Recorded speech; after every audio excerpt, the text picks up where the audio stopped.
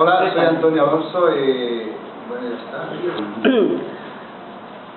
¿Qué haces tú en Internet habitualmente? Pues bueno, me meto en páginas y bajo cosas que a lo mejor me interesan. ¿Crees que Internet es un derecho? Un derecho, sí. ¿Por qué vienes al Punt Òmnia?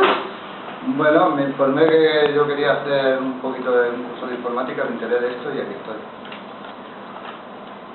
¿Cómo te ha cambiado la vida en Internet?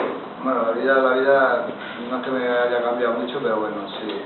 Habitualmente, pues, para muchas cosas, la aprecio esto. ¿Qué cambio ha supuesto tu entrada en Internet? Cambio, bueno, tengo más contacto con la gente y bueno, me ayuda un poquito. ¿Piensa en tu vida antes y ahora después qué ha cambiado? Bueno, normalmente sí, me encuentro un poquillo más preparado por la vida.